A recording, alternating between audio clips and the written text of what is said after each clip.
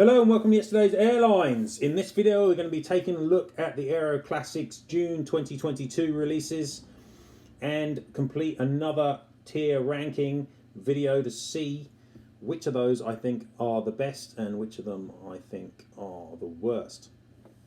This is the second month of running these videos, so hopefully I won't just end up repeating myself, and I will try and say something new.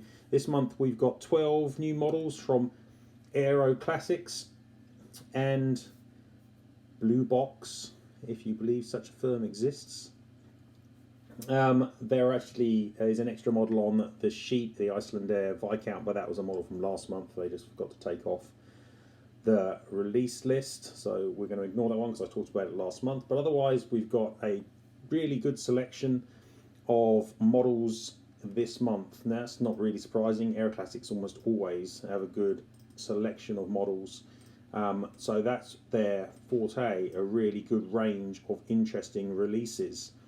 What is not always their forte nowadays is the quality of the releases, and obviously as Aeroclassics release the models and announce them at exactly the same times, you sometimes have to be quite quick to acquire the models because they release them in quite small numbers usually, and they can disappear quite quickly. So that's not so good. It doesn't give you a lot of time sometimes to look and see what they actually look like before you buy, and increasingly that can be an issue, but it is what it is. It's not going to change the way that they're released, so you just kind of have to accept. So there's sometimes some risk with this, but nonetheless the AC releases dropped around midnight UK time last night on Friday 10th, and yeah, I already knew what they were in advance, but I was very pleased with the selection of models that they produced here. So it'll be interesting to see in detail here if I look through what they're like. Now, before I continue, obviously like and subscribe to the channel if you haven't already, and check out my work and follow me on Instagram and Facebook, and obviously at yesterdaysairlines.com, where the hub of Yesterday's Airlines is. But okay, first off, we'll move over and have a look and go through each of the releases and give my feelings on how good they are.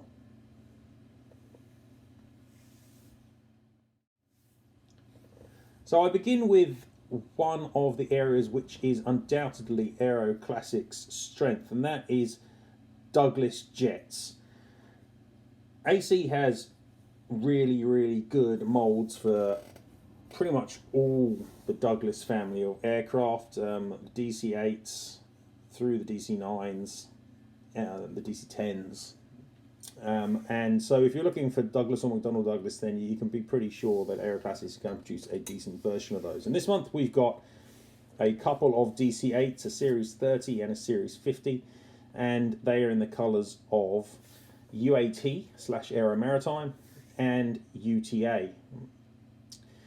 UTA was the result of the merger of UAT with TAI. I love their acronyms, and that produced UTA. So hence the liveries look quite similar. Basically, the UTA initial scheme, which you've got here, is the UAT scheme plus the green of TAI. Aeroclassics has previously already produced a TAI DC-8, so these two will go really well with that aircraft. And as I say, the Aeroclassics DC-8 mold is outstanding. It's got really good form and really nice features. I can't say anything particularly bad about it. It's really a good mold. The only occasionally annoying thing is that the tires ping off and you can't find them, but that's rolling gear for you.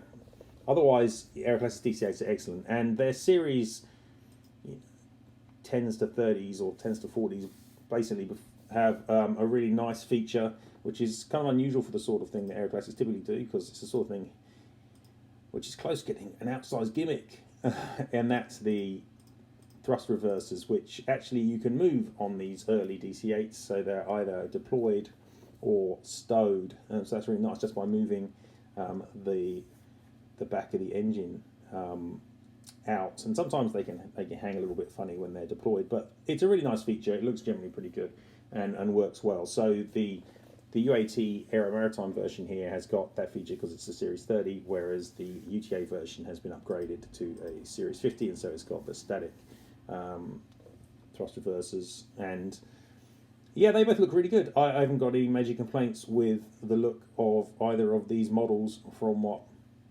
I'm seeing. The only minor possible complaint is that the UTA one does look like the nose is a little pointy, and I really hope they haven't over polished it.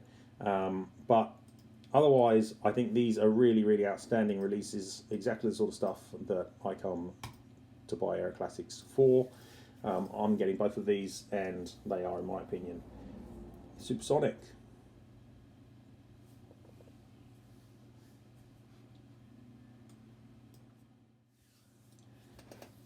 Next up, we're moving to Britain for a British aircraft, though in Dutch colours, and it is the KLM Vika 800.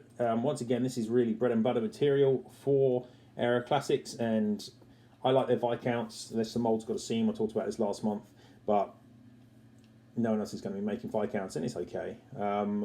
So we've got PHVIB here in the later colours with the stripy kind of chocolate box style tail, and it's a nice livery. And again, I think Aeroclassics has done a decent job on this. Last month's Viscounts were great, but also slightly disappointing. Obviously, there was that pointy nose on the British Midland Viscount, and again, I can see here that this KLM one also looks a little bit pointier than it probably ought to. Yeah, what can I say? I mentioned this to Andrew, and he got very upset that I was daring to take photographs of his models that weren't from 15 foot away. But what can you do? I mean, it looks okay still, but you can see when you compare it to a photo of the real thing that the nose is pointier than it ought to be. But nonetheless, it's going to be an okay release. This is very much in workhorse territory for Aeroclassics. It's the sort of thing they do regularly. They do quite well, so it'll be a decent enough release.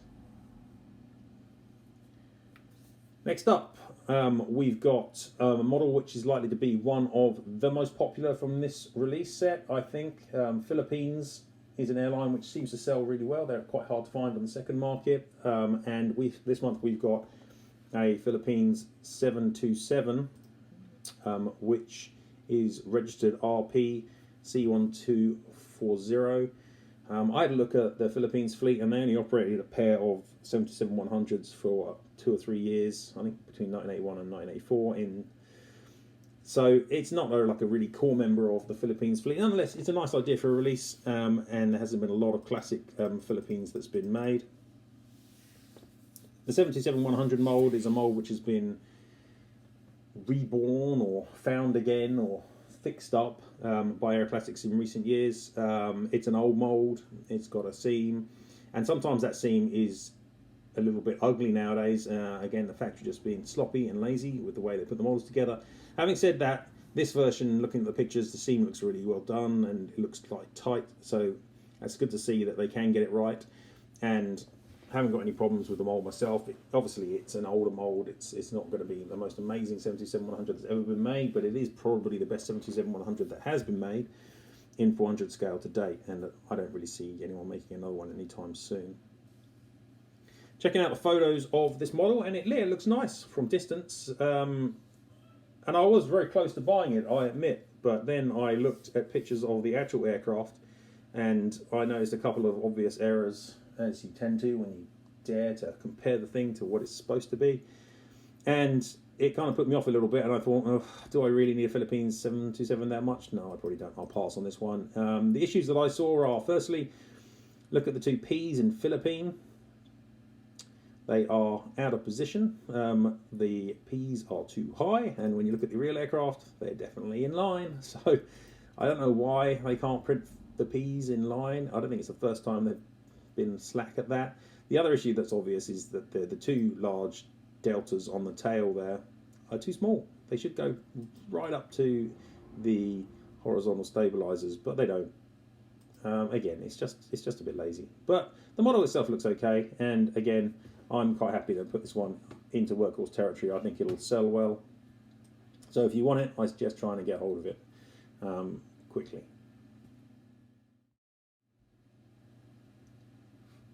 Next up, we're back to Douglas props. There were some good DC-6s last month, and they all turned out quite well. I was very pleased with the Alaska Airlines, Congo, and the Real DC-6s that I bought. So that was really nice. And again, this month, Aeroclassics is doing kind of what it was doing a bit last month. It's going back and looking at DC-6s it produced on its very old and incredibly antiquated and ugly mould from way back at the start of 400 scale, and it's replacing those with updated versions on the much nicer new mould. So the first one we've got here is Japan Airlines, the city of Nagoya, and they've already made a Japan Airlines DC-6 previously. Like I say, on the old molds, this one is really a replacement for that. And the pictures that I've seen of this one make it look very good. Really pleased with the look of this DC-6. And yeah, I haven't got too much to say. It's a lovely livery. It's a model which, you know, if I had endless amounts of space, I'd buy. But I don't. I've already got a DC-7C in the same scheme, so I don't really need it. I'm not going to be getting it, but it is nonetheless a really nice release, and it's getting up there into supersonic territory for me again.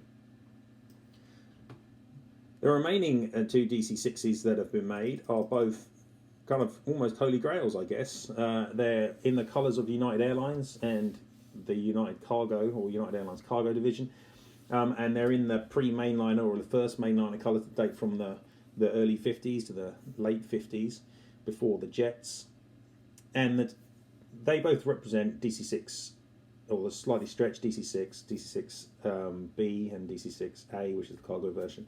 And, you know, it's a model which, again, has been awaiting a re-release for a long time. An old version was made for Aurora Models by Aeroclassics way back in the day on the old mould, which I did used to own, but sold off because I really just don't like the mould. It's really, obviously, incredibly outdated. So it's wonderful to see, finally, get a replacement for that old version. And yeah, I mean, what can you say? United Airlines, it's a great scheme. I'm a little concerned by some of the pictures I'm seeing here of the standard United version. The one that Aeroclassics themselves produced has got a funky nose effort going on here, and you compare it to the nose on the cargo version, it looks different, but other pictures I've seen make it look fine, so that's not a big issue. Hopefully. We'll see. So anyway, what I'm going to do is I'm going to move the passenger version up into the high flyer territory, because I'm not 100% sold on the nose. I'm going to put the cargo version up into supersonic, because that one I can't see any dramatic issues there. I think they should be good, and hopefully the nose isn't an issue.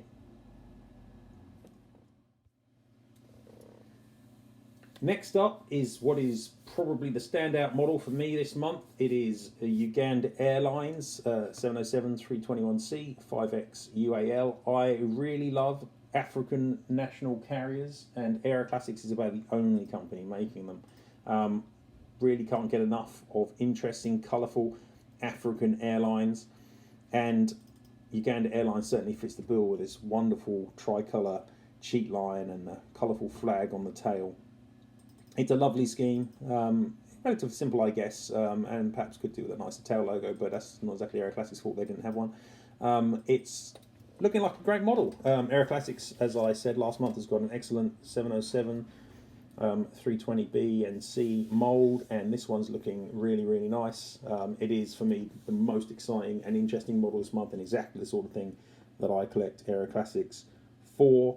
So, you know, top marks.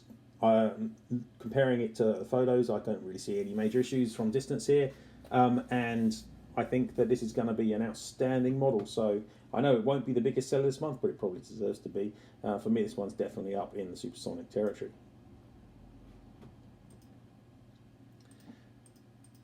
Next up, we're moving to the Indian subcontinent, and we have an Indian Airlines Fokker 27 VTDOL.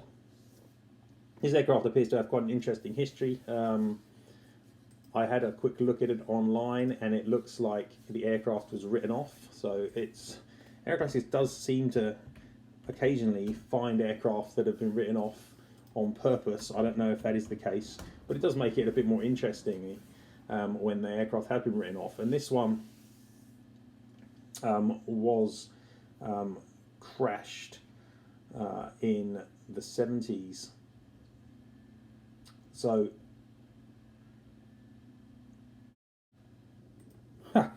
okay, sorry, I just was doing some investigation there a little bit because I'd looked this up earlier and I saw it had crashed in 1977, but it turns out Indian Airlines managed to crash this aircraft twice.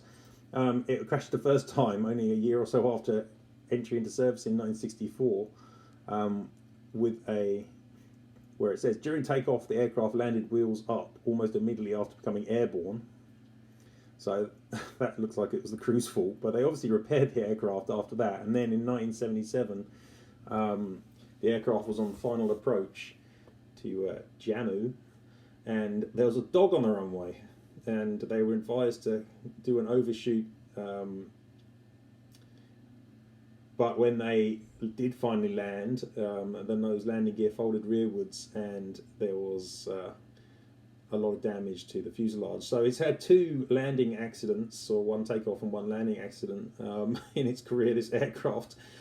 So maybe Aeroclassics didn't choose it. Maybe it's just the case that Indian Airlines crashed a lot of their Fokker 27s. That's quite funny. Incidentally, no one was killed in any of those incidents, so I can laugh about it. Yeah, no, that's cool. Oh, and even then, it looks like the aircraft was repaired and went on to serve with another carrier, Viaduct. So that is excellent. It's great when aircraft have got an interesting history. Yeah, that almost makes me like the model more than I would normally. Okay, so let's talk about the model itself. Aeroclassics F27 mold, perfectly decent mold. It's a nice little mold. I'm not overly enamoured with the cockpit printing on these F27s, but it's okay. When it comes to Indian Airlines, though, Aeroclassics do struggle to print the same colour regularly. I don't know why this is. Aeroclassics is renowned for having colours that are often too dark, and this is a classic example of this. But what is annoying is that sometimes they get the colours right. So Indian Airlines should have a relatively light orangey tail colour, but for some reason, with a lot of these Aeroclassics releases, they want to have this really dark orange, which is almost red.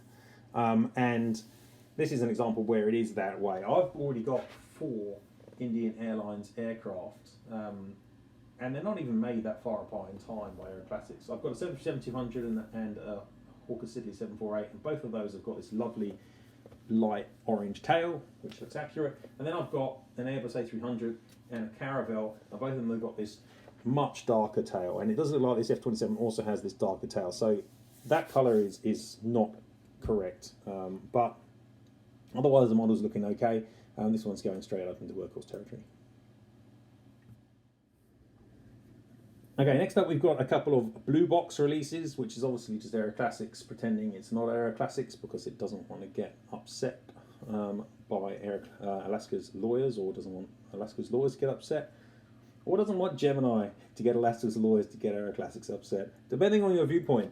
Okay, anyway, the 2 aircraft are quite interesting. They're both in quite new special schemes, really quite attractive special schemes as well, so that's super nice.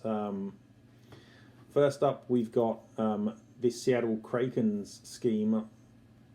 Don't follow American sport, but as I understand it, they are some form of sports team. Let's do a quick web search just for those non-Americans who don't know what a Seattle Kraken is. It's probably American football, is it? Or is it? Oh, it's ice hockey. There we go. It's ice hockey. So it looks like a nice livery. Alaska do produce these lovely schemes, I have to say, and a good variety of them. They're almost like Chinese airlines in that regard. So it's a really nice scheme. Seattle Krakens, it looks really cool. And how have Aeroclassics done this thing justice? Looking at the pictures, it looks like they've done a decent job. But I do think, again, that Aeroclassics print the dark blue of the Alaska livery too dark by some distance. Or it could be just the photos are very poorly exposed, but I think they do print it too dark.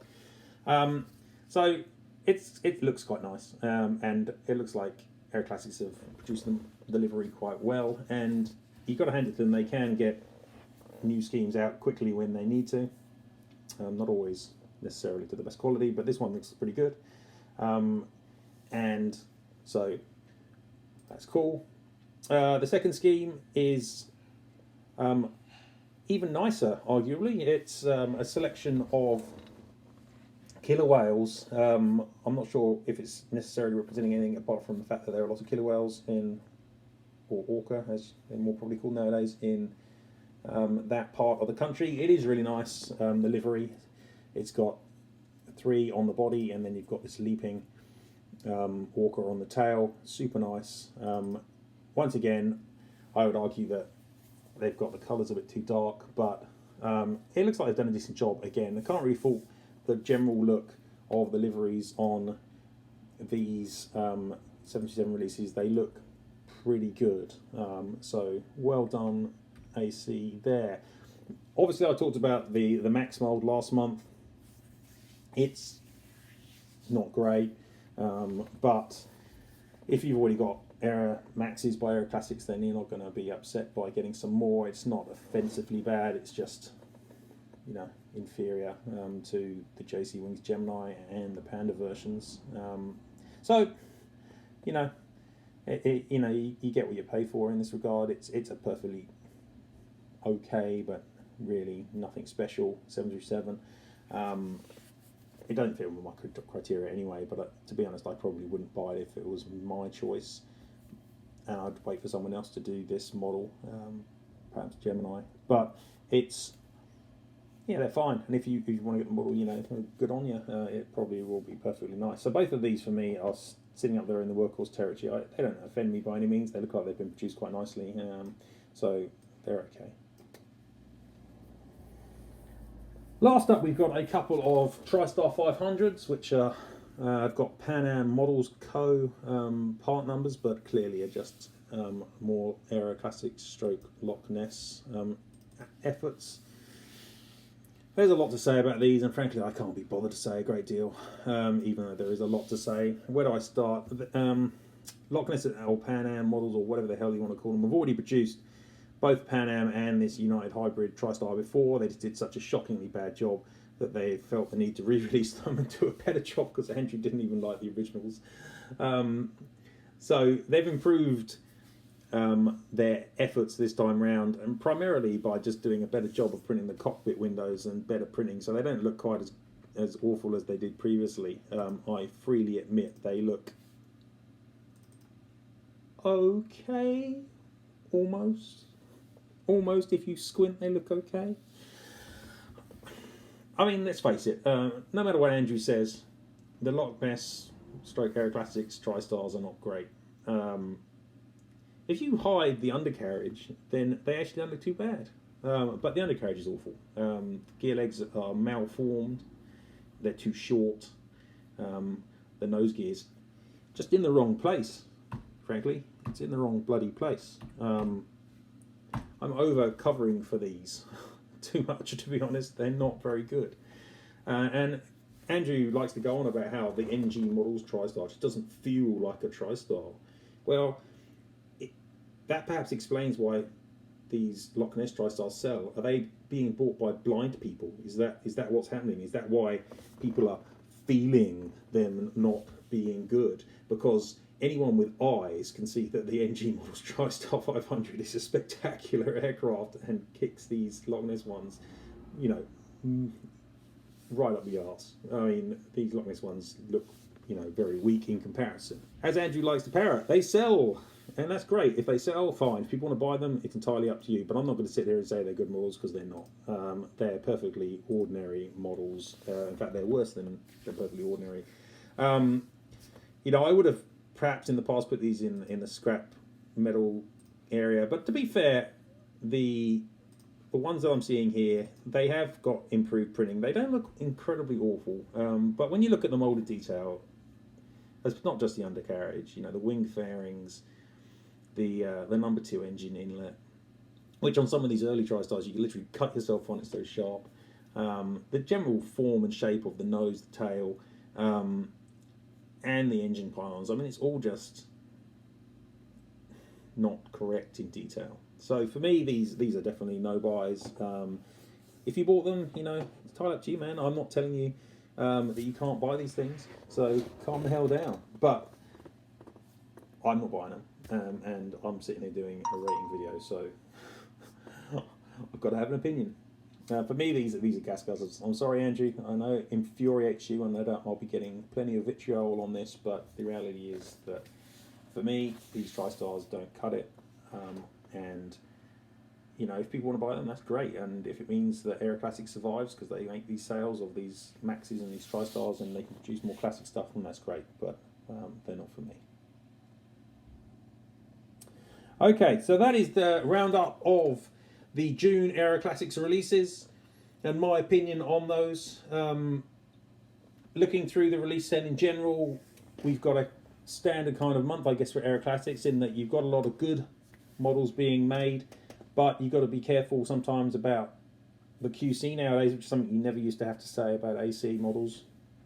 And you've got the usual range of standard AC things, like colours being too dark on the Indian and the Alaskas, some detail print problems because people haven't been paying attention, like on the Philippines, some nose over polishing on the KLM Vika, you know, which slightly decreases the value of the releases. But in general, there are some really excellent material here, and I don't want to sound like I'm coming down on AC too much, because hell, I just bought 5 of these, and yeah, I like what Aeroclassics is generally doing. I just think they could do it a bit better at times.